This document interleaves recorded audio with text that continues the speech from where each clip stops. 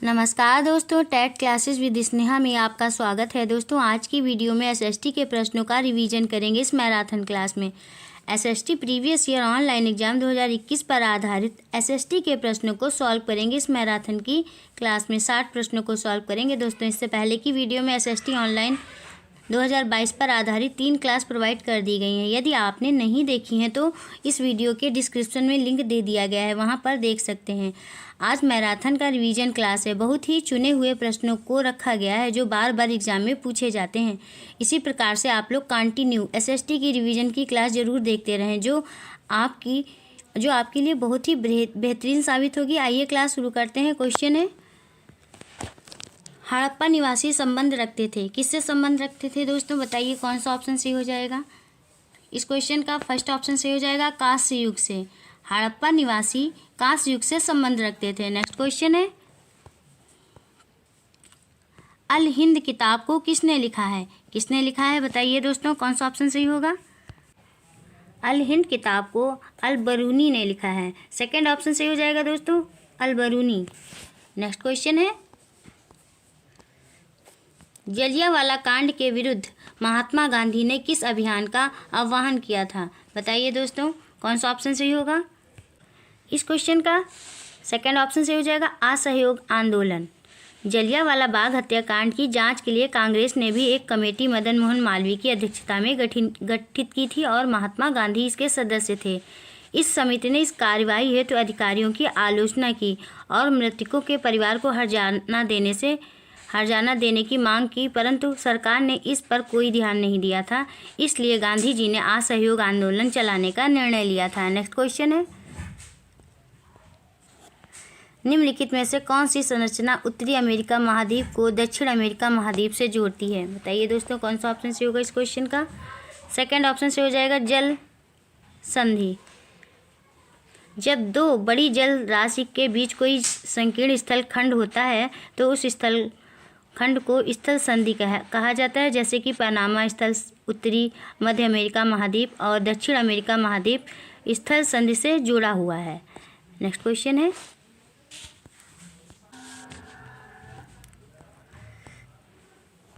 राइन घाटी और वासेज पर्वत उदाहरण है। किसके उदाहरण है दोस्तों, कौन सा ऑप्शन सही होगा। इस क्वेश्चन का फर्स्ट ऑप्शन सही हो जाएगा दोस्तों, भ्रमस्रोत पर्वत। जब पर्वत का बहुत बड़ा भाग टूट जाता है तब ऊर्ध्वाधर रूप से विस्थापित हो जाता है। भ्रमस्रोत पर्वत का तभी निर्माण होता है। ऊपर उठे हुए खंड को उत्खंड और नीचे धसे हुए खंड को द्रोणिका भ्रंश कहते हैं। यूरोप की राइनी घाटी तथा वासेज पर्वत इस तरह के पर्वत तंत्र के उदाहरण हैं। नेक्स्ट क्वेश्चन है दोस्तों, निम्नलिखित में से कौन सा रेगिस्तान का उदाहरण है? कौन सा रेगिस्तान का उदाहरण है दोस्तों, कौन सा ऑप्शन सही हो जाएगा। इस क्वेश्चन का थर्ड ऑप्शन से हो जाएगा, लद्दाख रेगिस्तान का उदाहरण है। नेक्स्ट क्वेश्चन है,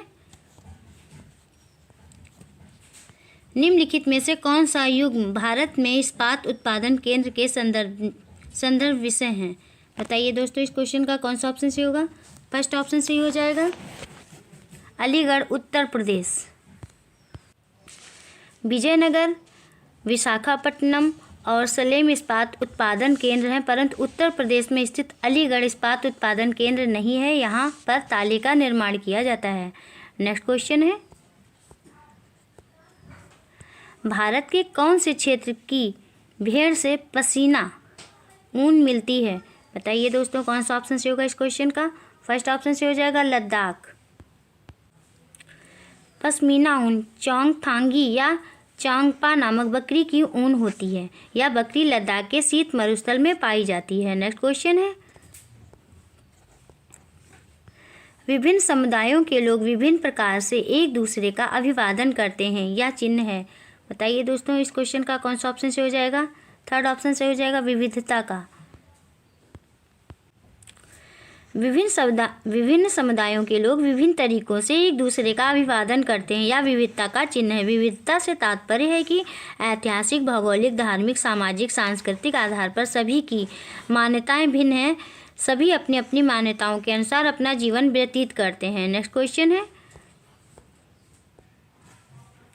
हिंदू उत्तराधिकार अधिनियम 2005 निम्नलिखित में से क्या प्रदान करता है?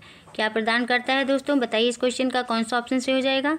सेकंड ऑप्शन से हो जाएगा पिता की संपत्ति पर पुत्र और पुत्री का समान अधिकार। नेक्स्ट क्वेश्चन है, भारत जो कि एक लोकतांत्रिक देश है में सार्वभौमिक वयस्क मताधिकार का अर्थ है। क्या अर्थ है दोस्तों? इस क्वेश्चन का कौन सा ऑप्शन सही होगा?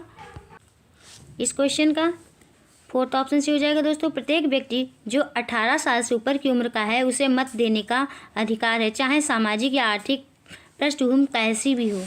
भारत जो कि एक लोकतांत्रिक देश है में सार्वभौमिक वयस्क मताधिकार है। सार्वभौमिक वयस्क मताधिकार से आशय है कि प्रत्येक व्यक्ति जो 18 वर्ष से ऊपर की उम्र का है उसे आम चुनाव में मत देने का अधिकार है, फिर भी चाहे वह सामाजिक, आर्थिक और लैंगिक स्थिति कैसी भी हो उसकी। नेक्स्ट क्वेश्चन है, बाल अधिकार बिल में वर्णित इन बाल अधिकारों का ध्यान दें। पहला है, मुझे अच्छी शिक्षा का अधिकार है और सब बच्चों को स्कूल जाने के लिए प्रोत्साहित करने का दायित्व सबका है। और सेकंड है, मुझे अपने विचार व्यक्त करने का अधिकार है जिन्हें गंभीरता से लिया जाना चाहिए। सबका दायित्व है कि वे दूसरों को सुने। भारतीय संविधान के निम्नलिखित अनुच्छेदों में से कौन सा अनुच्छेद उपरोक्त बाल अधिकार का पूरक है? बताइए दोस्तों, कौन सा ऑप्शन सही होगा इस क्वेश्चन का?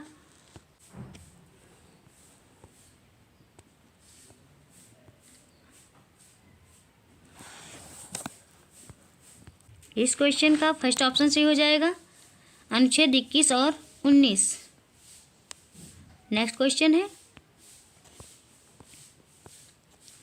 भारतीय संविधान की निम्नलिखित विशेषताओं में से कौन सी विशेषता नागरिकों की राज्य की सत्ता के सामने और निरंकुश अधिकार के प्रयोग से रक्षा करती है? इस क्वेश्चन का कौन सा ऑप्शन सही हो जाएगा दोस्तों? सेकंड ऑप्शन से हो जाएगा, मौलिक अधिकार। भारतीय संविधान में वर्णित मौलिक अधिकार नागरिकों की राज्य की सत्ता के मनमाने और निरंकुश अधिकार के प्रयोग से रक्षा करते हैं। मौलिक अधिकारों के हनन की स्थिति में व्यक्ति न्यायालय का दरवाजा खटखटा सकता है। नेक्स्ट क्वेश्चन है, यदि न्यायपालिका को लगता है कि संसद द्वारा पारित किया गया कोई कानून संविधान के आधारभूत ढांचे का उल्लंघन कर रहा है तो उसे रद्द करने का उसके पास अधिकार है। यह कहलाता है। इस क्वेश्चन का कौन सा ऑप्शन से होगा दोस्तों? सेकंड ऑप्शन से हो जाएगा, न्यायिक समीक्षा। न्यायिक समीक्षा के माध्यम से न्यायालय संसद द्वारा पारित किसी कानून की संवैधानिकता की जांच कर सकता है और यह कानून यदि संविधान के मूल ढांचे का उल्लंघन कर रहा होता है तो न्यायपालिका उस कानून को रद्द कर सकती है। नेक्स्ट क्वेश्चन है, निम्नलिखित में से किसे 1984 की भोपाल गैस त्रसिद्धि का एकदम सही वर्णन मानेंगे? किसे मानेंगे दोस्तों? कौन सा ऑप्शन से हो जाएगा इस क्वेश्चन का? इस क्वेश्चन का फोर्थ ऑप्शन से हो जाएगा, कीटनाशक का उत्पादन करने वाले एक प्लांट से जहरीली गैस का रिसाव। 1984 की भोपाल गैस त्रसिद्धि कीटनाशक का उत्पादन करने वाले एक प्लांट से एक जहरीली गैस मिथाइल आइसोसाइनेट के रिसाव के कारण हुई थी। इसमें हजारों लोगों की मौत हो गई थी। नेक्स्ट क्वेश्चन है,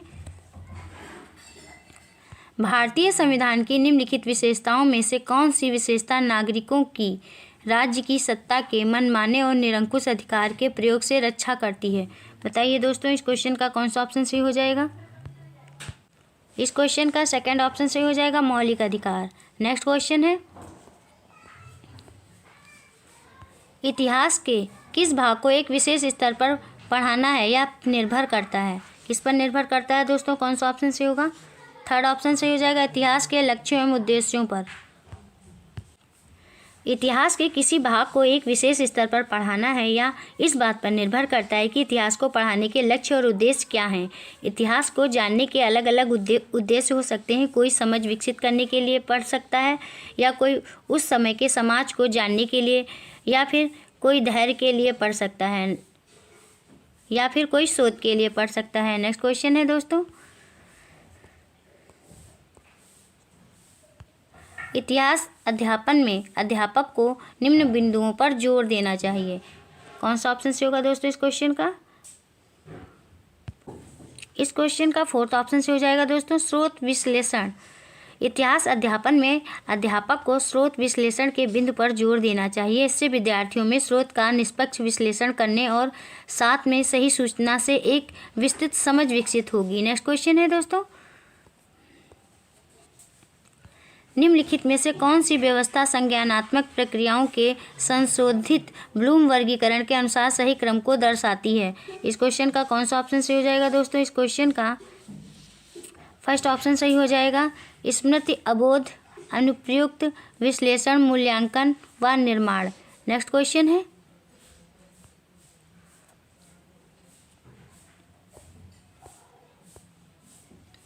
एक सामाजिक विज्ञान की कक्षा में समकालीन घटना के विभिन्न परिप्रेक्ष्यों के प्रति छात्रों की सजगता का आकलन करने के लिए किस तकनीकी का प्रयोग करना चाहिए? किस तकनीकी का प्रयोग करना चाहिए दोस्तों? फर्स्ट ऑप्शन से हो जाएगा वाद विवाद।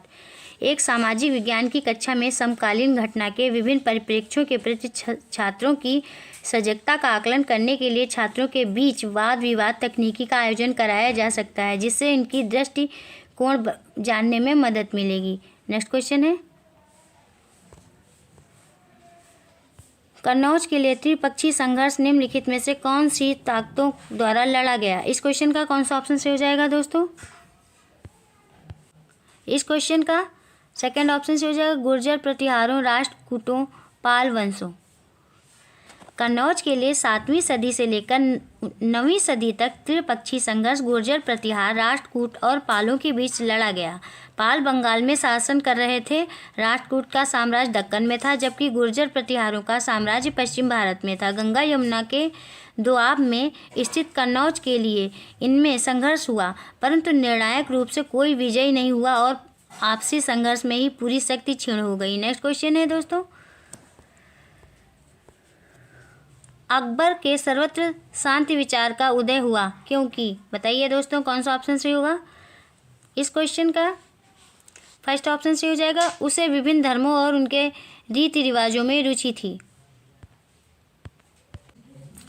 अकबर एक ज्ञान पिपासु शासक था। वह हर धर्म के माध्यम से सत्य को जानना चाहता था। वह विभिन्न धर्मों और उनके रीति रिवाजों में रुचि लेता था, इसलिए उसने दीन इलाही की स्थापना की थी। नेक्स्ट क्वेश्चन है, मुगल साम्राज्य की स्थिरता का आधार था। क्या आधार था दोस्तों? इस क्वेश्चन का कौन सा ऑप्शन सही हो जाएगा? थर्ड ऑप्शन सही होगा, भूमि कर जो आय का मुख्य साधन था। मुगल साम्राज्य की स्थिरता का आधार भूमि कर को माना जाता था, जो आय का एक मुख्य साधन था। मुगल कालीन शासन व्यवस्था में राजस्व कई महत्वपूर्ण स्रोत से, जैसे कि चुंगी, उपहार, नमक कर आदि भू राजस्व इनमें से सर्वाधिक महत्वपूर्ण स्रोत था। नेक्स्ट क्वेश्चन है, तुलसीदास की रामचरितमानस डैश में क्या फिल करेंगे दोस्तों? भाषा में लिखी गई है। किस भाषा में लिखी गई है दोस्तों? इस क्वेश्चन का कौन सा ऑप्शन सही हो जाएगा? इस क्वेश्चन का फोर्थ ऑप्शन सही हो जाएगा, अवधी। तुलसीदास की रामचरितमानस अवधी भाषा में लिखी गई है। नेक्स्ट क्वेश्चन है,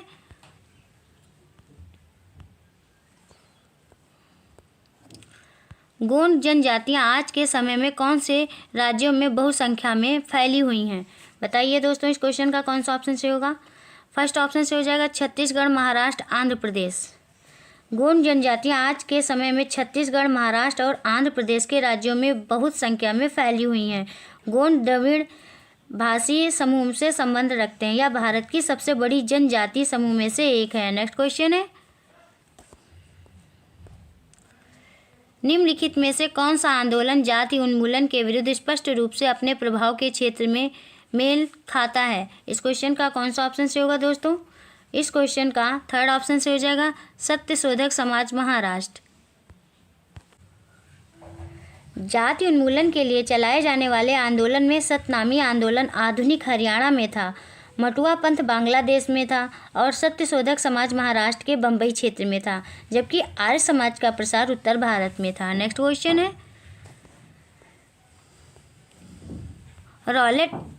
रॉलेट सत्याग्रह के विषय में वक्तव्यों पर विचार करें और उचित विकल्प बताएं। पहला है, रॉलेट एक्ट के खिलाफ सत्याग्रह के लिए गांधी जी ने वर्ष 1919 में घोषणा की। दूसरा है, इस एक्ट द्वारा पुलिस की शक्तियां बढ़ती थीं। यही यह एक्ट आम आदमी के मौलिक अधिकार भी सशक्त करता था। थर्ड है, 6 अप्रैल 1919 को अपमान और याचना दिवस के रूप में मनाया गया। सही विकल्प का चयन करें। बताइए दोस्तों इस क्वेश्चन का कौन सा ऑप्शन सही होगा? इस क्वेश्चन का थर्ड ऑप्शन सही हो जाएगा। पहला और तीसरा सत्य हैं। रॉलेट एक्ट, जिसे काला कानून भी कहा जाता था, इसमें प्रावधान था कि पुलिस किसी भी व्यक्ति को संदेह के आधार पर जेल में डाल सकती थी। उस व्यक्ति को अपील करने का भी अधिकार नहीं था। गांधी जी ने रॉलेट एक्ट के विरोध में वर्ष 1919 में रॉलेट सत्याग्रह की घोषणा की। 6 अप्रैल 1919 को अपमान एवं याचना दिवस के रूप में मनाया गया। नेक्स्ट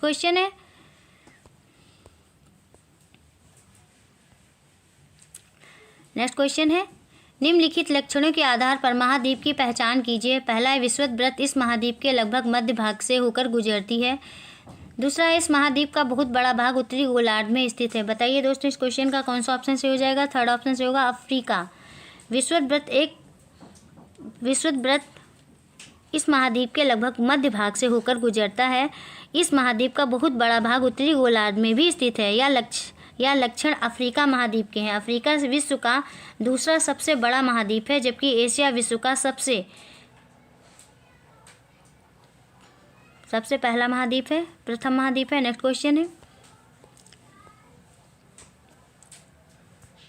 भूकंप की तीव्रता रिएक्टर स्केल पर मापी जाती है। रिएक्टर पैमाने पर कौन सा मान या सबसे अधिक वस्तुओं के गिरने से क्षति पहुंचा सकता है? इस क्वेश्चन का कौन सा ऑप्शन सही होगा दोस्तों? सेकंड ऑप्शन सही हो जाएगा, 5.0। भूकंप की तीव्रता रिएक्टर स्केल पर मापी जाती है। रिएक्टर पैमाने पर 5 या उससे अधिक का मान वस्तुओं के गिरने से क्षति पहुंचा सकता है। रिएक्टर पैमाने पर मान की संख्या 1 बढ़ने पर तबाही में 10 गुना की वृद्धि होती है। नेक्स्ट क्वेश्चन है, जब कपड़े सूखने में काफ़ी टाइम लगता है और हमारे शरीर का पसीना आसानी से नहीं सूखता, निम्न में से किसकी सहायता से इसे बेहतर समझा जा सकता है? इस क्वेश्चन का कौन सा ऑप्शन सही होगा दोस्तों? थर्ड ऑप्शन सही हो जाएगा, आर्द्रता। वायु में अधिक नमी के कारण कपड़े सूखने में अधिक समय लगता है और हमारे शरीर का पसीना भी आसानी से नहीं सूखता है। नेक्स्ट क्वेश्चन है, भारत के किस क्षेत्र में बौद्ध धर्म तिब्बत पहुंचा? बताइए दोस्तों इस क्वेश्चन का कौन सा ऑप्शन सही हो जाएगा? इस क्वेश्चन का सेकंड ऑप्शन सही हो जाएगा, लद्दाख। बौद्ध धर्म भारत के लद्दाख क्षेत्र से तिब्बत पहुंचा था। नेक्स्ट क्वेश्चन है, संविधान बनाने वालों ने ये उद्घोषणा करते हुए कि भारत के लोगों के लिए किसी भी एक भाषा, धर्म या संस्कृति को मानना बाध्य नहीं होगा, किस मूल्य को बढ़ावा देने का प्रयास किया था? इस क्वेश्चन का कौन सा ऑप्शन सही होगा दोस्तों? इस क्वेश्चन का थर्ड ऑप्शन सही हो जाएगा, विविधता। संविधान बनाने वालों ने यह उद्घोषणा करते हुए भारत के लोगों के लिए किसी भी एक भाषा, धर्म या संस्कृति को मानना बाध्य नहीं है। वह अपनी स्वेच्छा से किसी भी धर्म या भाषा या संस्कृति को अपना सकते हैं या विविधता के मूल्य को बढ़ावा देता है। नेक्स्ट क्वेश्चन है, भारत में सरकार के कितने स्तर मौजूद हैं? कितने स्तर मौजूद हैं दोस्तों? इस क्वेश्चन का थर्ड ऑप्शन से हो जाएगा, 3।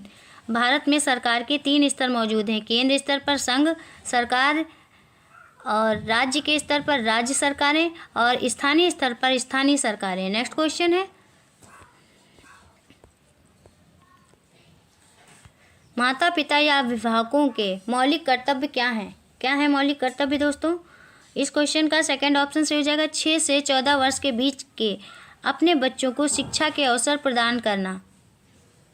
भारतीय संविधान के अनुच्छेद 51 में वर्णित 11वें मूल कर्तव्य में कहा गया है कि माता पिता या अभिभावकों को यह कर्तव्य होगा कि वह अपने 6 से 14 वर्ष के बीच की आयु के बच्चों को शिक्षा के अवसर प्रदान करें। नेक्स्ट क्वेश्चन है,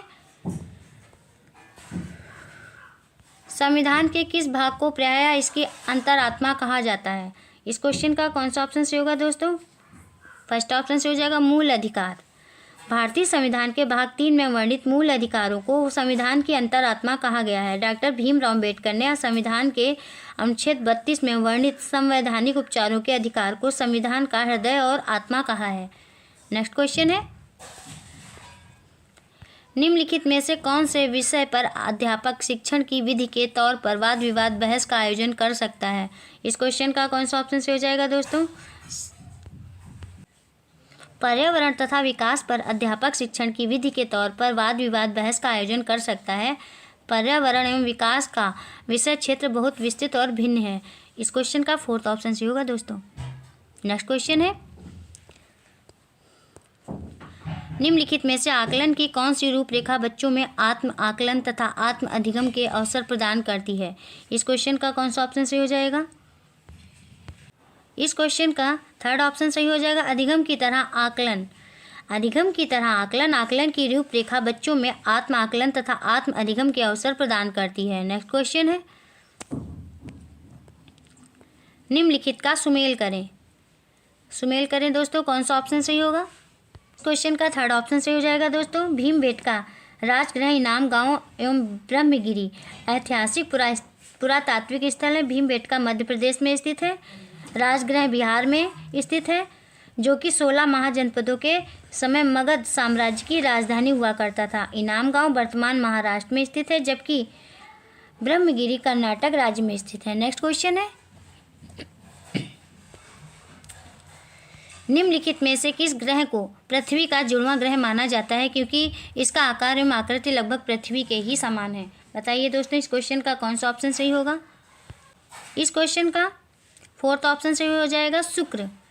घनत्व, आकार और व्यास में पृथ्वी के समान होने के कारण शुक्र ग्रह को पृथ्वी का जुड़वां ग्रह या पृथ्वी की जुड़वां बहन भी कहा जाता है। पृथ्वी का सबसे निकटतम ग्रह भी है। इसे सांझ का तारा या भोर का तारा भी कहा जाता है। यह सबसे चमकीला ग्रह सबसे चमकीला दिखाई देता है। नेक्स्ट क्वेश्चन है, निम्नलिखित सूची पर विचार करें। कृष्णा, कावेरी, गोदावरी, तापी और महानदी निम्नलिखित सूची में से कौन सा एक दूसरे से भिन्न है? बताइए दोस्तों, कौन सा भिन्न है? इस क्वेश्चन का फोर्थ ऑप्शन सही हो जाएगा, तापी। कृष्णा, कावेरी, गोदावरी, तापी और महानदी में से तापी नदी अन्य नदियों से भिन्न है। कृष्णा, कावेरी, गोदावरी और महानदी बंगाल की खाड़ी में जाकर गिरती हैं, जबकि तापी नदी अरब सागर में अपना जल विसर्जित करती है। नेक्स्ट क्वेश्चन है, निम्नलिखित में से कौन सा कथन सही है? बताइए दोस्तों, कौन सा कथन सही है? इस क्वेश्चन का सेकंड ऑप्शन सही होगा, भारत के अधिकतर भागों में उष्णकटिबंधीय पर्णपाती वन पाए जाते हैं। जलवायु द्वारा वनस्पति का निर्धारण होता है। तापमान एवं वर्षा जलवायु के मुख्य तत्व हैं। मध्यम वर्षा प्राप्त करने के कारण भारत के अधिकांश भागों में उष्णकटिबंधीय पर्णपाती वन पाए जाते हैं। नेक्स्ट क्वेश्चन है, निम्न में से कौन सी मौसमी पवनों का उदाहरण है? बताइए दोस्तों, कौन सा ऑप्शन सही होगा? इस क्वेश्चन का फोर्थ ऑप्शन सही हो जाएगा, मानसूनी पवनें। मानसूनी पवनें मौसमी पवनों का उदाहरण है, जो पवनें वर्ष भर एक समान और एक निश्चित दिशा में प्रवाहित होती हैं। उन्हें ग्रही पवन कहते हैं। मौसम के अनुसार अपनी दिशा परिवर्तित करने वाली पवनों को मौसमी पवनें या मानसूनी पवनें कहा जाता है, जबकि किसी क्षेत्र विशेष में प्रवाहित होने वाली पवनों को स्थानीय पवन कहा जाता है। नेक्स्ट क्वेश्चन है दोस्तों, परंपरागत तरीके से घने जंगलों, गर्म व ठंडे रेगिस्तानों में आखेट संग्रहण, स्थानांतरी कृषि व ऋतु प्रवास हेतु लोग डैश में क्या फील करेंगे? बनाते हैं। इस क्वेश्चन का कौन सा ऑप्शन सही होगा दोस्तों? सेकंड ऑप्शन सही हो जाएगा, अस्थायी बस्तियां। परंपरागत तरीके से घने जंगलों, गर्म व ठंडे रेगिस्तानों में आखेट संग्रहण, स्थानांतरी कृषि व ऋतु प्रवास हेतु लोग अस्थायी जीवन के कारण अपनी अस्थायी बस्तियां बसाते हैं। ये लोग कार्य का उद्देश्य पूर्ण होने पर कहीं दूसरी जगह चले जाते हैं। नेक्स्ट क्वेश्चन है, निम्नलिखित में से कौन सा आयु समूह जनसंख्या में कार्यशील आयु समूह को दर्शाता है? इस क्वेश्चन का कौन सा ऑप्शन सही होगा दोस्तों? सेकंड ऑप्शन सही हो जाएगा, 15 वर्ष से 65 वर्ष तक के बीच का आयु समूह।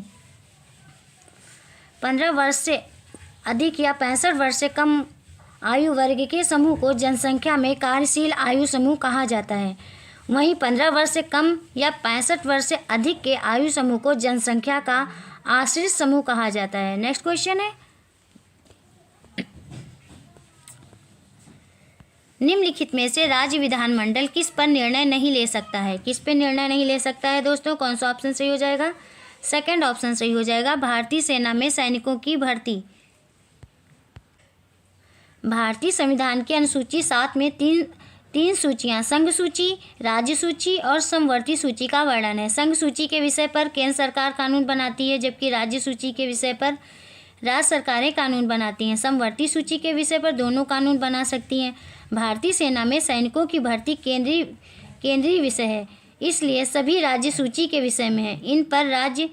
जिन पर राज्य विधानमंडल निर्णय ले सकता है। नेक्स्ट क्वेश्चन है, इनमें से अतिरिक्त लोकतंत्र निम्नलिखित में से सभी की गुणवत्ता में सुधार कर सकता है। इस क्वेश्चन का कौन सा ऑप्शन सही होगा दोस्तों? इस क्वेश्चन का थर्ड ऑप्शन सही हो जाएगा, इच्छाएं और अपेक्षाएं।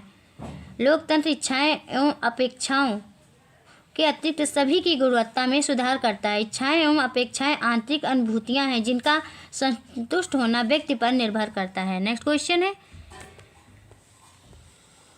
भारतीय संविधान का कौन सा भाग व्यक्ति के प्रति राज्य के कर्तव्यों से संबंधित है? इस क्वेश्चन का कौन सा ऑप्शन सही होगा दोस्तों? फर्स्ट ऑप्शन सही हो जाएगा, नीति निर्देशक तत्व। भारतीय संविधान का भाग 4 राज्य के नीति निर्देशक तत्व जो संविधान के अनुच्छेद 36 से 51 में वर्णित है, व्यक्ति के प्रति राज्य के कर्तव्यों से संबंधित है। नेक्स्ट क्वेश्चन है,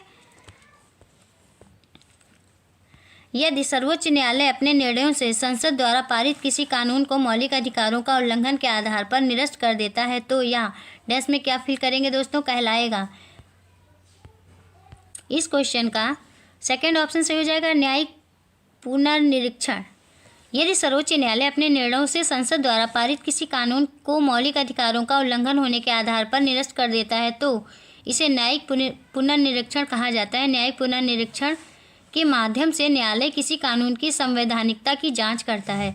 जब न्यायालय आगे बढ़कर विषयों को अपने संज्ञान में लेने लगे तब उसे न्यायिक प्रक्रिया कहा जाता है। नेक्स्ट क्वेश्चन है,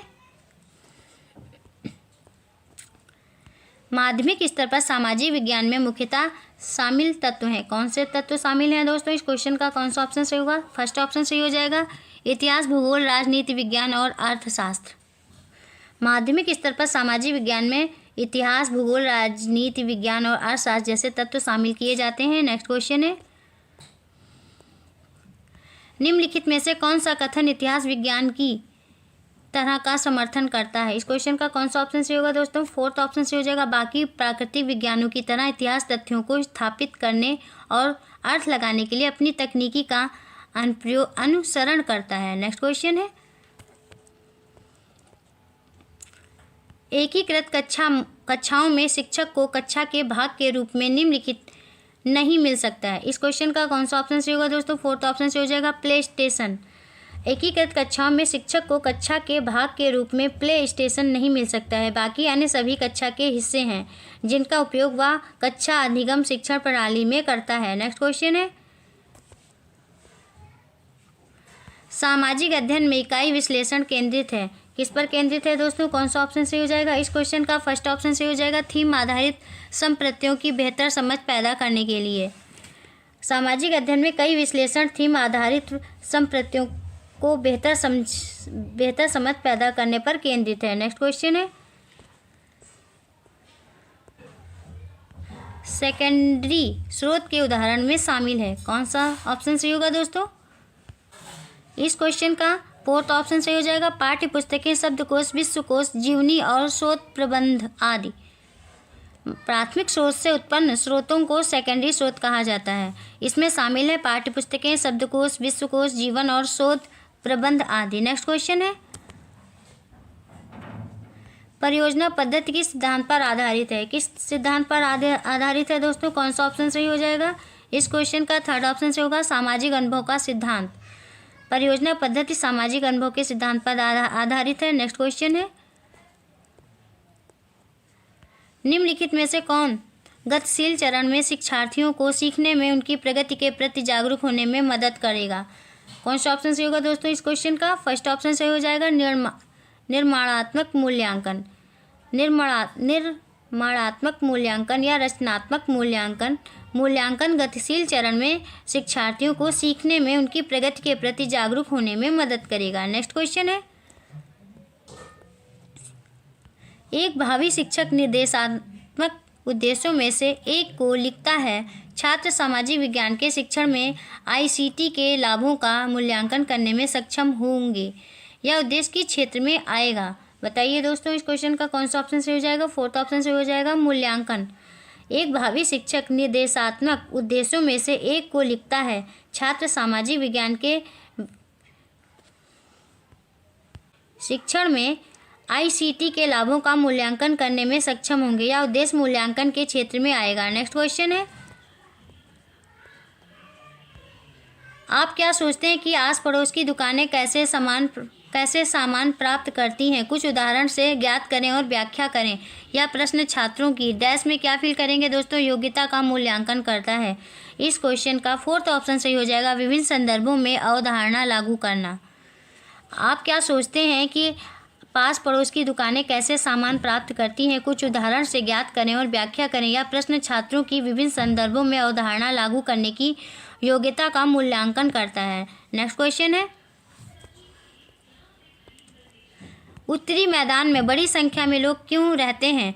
यह प्रश्न छात्रों की डैश में क्या फिल करेंगे दोस्तों? योग्यता का मापन करता है। इस क्वेश्चन का फोर्थ ऑप्शन सही हो जाएगा, तर्क शक्ति। उत्तरी मैदानों में लोग बड़ी संख्या में क्यों रहते हैं? यह प्रश्न छात्रों की तर्कना या तर्क शक्ति योग्यता का मापन करता है। विभिन्न मैदानों की विशेषताओं और संदर्भों के आधार पर यह सामान्य समझ उत्पन्न होती है। एक सामान्य समझ उत्पन्न होती है। नेक्स्ट क्वेश्चन है, बस दोस्तों आज की वीडियो में इतना ही। दोस्तों यदि आपको क्लास पसंद आई हो तो चैनल को सब्सक्राइब करिए, लाइक करिए, शेयर करिए और कमेंट्स करके बताइए कि क्लास कैसी रही। मिलते हैं नेक्स्ट क्लास में। Thank you for watching this video.